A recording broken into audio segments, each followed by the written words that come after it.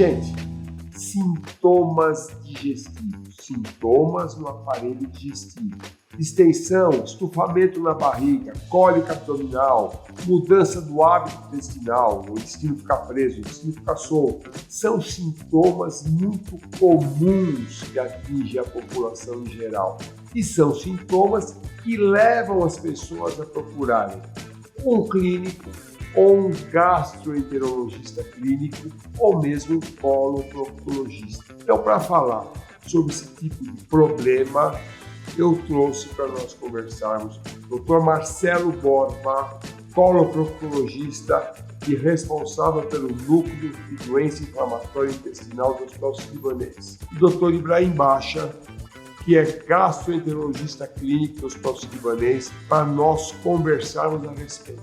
Sintomas digestivos.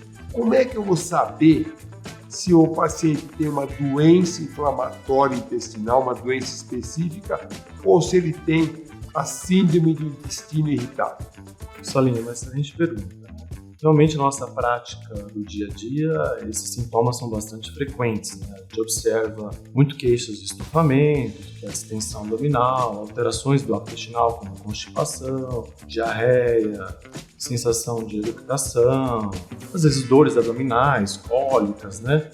E esses pacientes são recorrentes no nosso consultório e muitas vezes esse tipo de sintomas estão muito mais associados às doenças funcionais do que às doenças orgânicas. As doenças orgânicas são aquelas doenças que têm lesão, como a própria doença inflamatória, né? Que tem úlceras, sangramentos.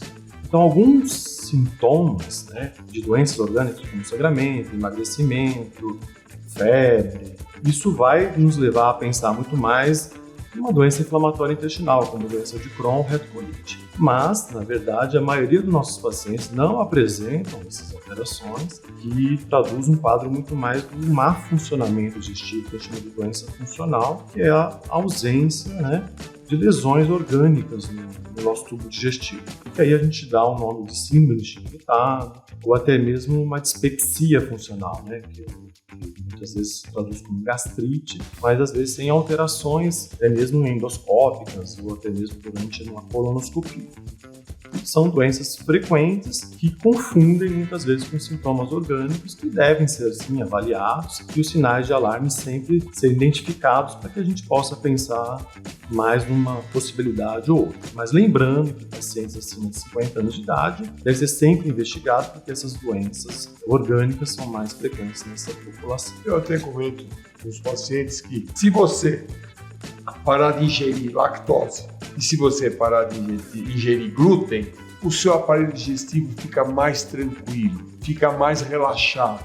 Nem sempre isso significa intolerância à lactose ou isso significa intolerância a glúten. Como é que se faz o diagnóstico desse tipo de doença e como é que nós vamos diferenciar essas doenças de uma doença funcional que o Ibrahim explicou agora? Hoje, para mim, né, um super diagnóstico, um aumento de diagnóstico dessas entidades de intolerância tanto ao glúten como à lactose. No passado, nós não víamos isso, porque o paciente às vezes reclamava menos, ele tem esses quadros de dor, distensão abdominal, acaba queixando muito, ele acaba procurando médico e também tem a questão do dia a dia de hoje, que é um dia que você tem uma série de atividades que leva a um estresse diário que pode se caracterizar com a parte abdominal. Mas especificamente quando você vai para esses doentes e quer investigar, né, você faz a intolerância à lactose, tem alguns tipos de testes. Um teste respiratório e um teste que você faz com a injeção da lactose endovenosa, para ver em via oral, e vai colhendo a glicemia e vai vendo o que acontece. Em relação à doença celíaca especificamente, que é a intolerância ao glúten, nós temos testes mais fidedignos. Por exemplo, a endoscopia digestiva alta pode ver alterações no duodeno, né, em que você vai biopsiar e vai vir alterações bem sugestivas de doença celíaca. Isso é mais patognomônico, é mais fácil ou mais exato de fazer o diagnóstico da própria intolerância à lactose. E testes sanguíneos, né, de anticorpos, né, antitransaminase e outros tipos que nós podemos fazer, né, para chegar a esse diagnóstico.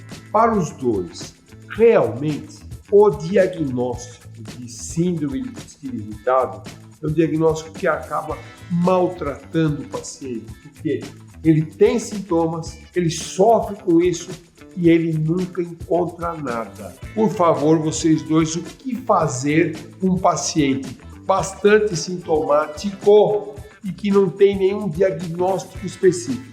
É realmente um diagnóstico bastante desafiador na nossa prática médica, porque realmente os pacientes eles tendem a sempre a querer resolver o problema, o sintoma que ele está tendo, de uma forma mais exata. Doenças funcionais, ela não tem uma única causa, então ela não tem uma lesão orgânica, então não tem nenhuma ferida, nenhuma alteração no tubo digestivo em si, então os exames vão vir praticamente todos normais, mas ela é desencadeada por uma série de fatores, então ela não tem uma causa única. Então a gente sabe que o estilo de vida do paciente, os hábitos alimentares, a própria microbiota intestinal, o estresse, o paciente mais sedentário, o paciente mais obeso, o paciente com uma dieta muito irregular, são fatores que acabam levando aos sintomas assim de irritado, e é um tratamento multifatorial. Então, quando a gente faz um tratamento multifatorial, que é uma reeducação alimentar, às vezes evitando alimentos mais fermentativos, tirando, sim, lácteos, um pouco do glúten, que a gente sabe que são alimentos que também contribuem muitas vezes para uma má digestão, atividade física, uma melhora, às vezes, de fatores neuropsicológicos, Então, alguns medicamentos, correção da flora intestinal, muitas vezes esses pacientes vão ter uma resposta clínica muito boa. Um cirurgião, coloproctologista, diante de uma situação dessa, a gente brinca que o cirurgião gosta de operar. Aí ele se depara com uma situação de um paciente extremamente sintomático e que não tem o que operar. Como é que o cirurgião coloproctologista especializado em doença inflamatória intestinal vai se comportar? Como você comentou no início, a maioria dos nossos pacientes tem essa queixa. Paciente jovem, vem com a mãe, dor abdominal, diarreia, distensão e vem porque ela procurando um diagnóstico. Eu digo que a síndrome do intestino irritável é como quando você vai no pronto-socorro, o paciente fala assim: o senhor está com virose, pode ir embora, toma um remedinho e resolve. É uma coisa de exclusão, ao meu ver. O paciente chega na sua frente, parece que você já fez o diagnóstico. Você vê a característica do paciente, ele às vezes tem um estresse, uma ansiedade, que hoje ele já vem falando para você que ou ele trata ou não trata uma ansiedade. Então você já fica pensando no intestino irritável. Porém, a minha obrigação é afastar as outras causas. A doença inflamatória intestinal tem um diagnóstico bem definido. A doença funcional, a síndrome do intestino irritado, uma doença, como já os dois falaram, de exclusão, e é a maioria das vezes o diagnóstico. E esses pacientes, nós temos que entender que esses pacientes sofrem porque eles sempre estão achando que não estão recebendo a atenção do médico e da medicina. Isso deixar claro, a doença, o síndrome do intestino irritável, é uma doença que às vezes causa revolta no paciente e nos seus familiares. Muito obrigado, Ibrahim. Muito obrigado, Marcelo.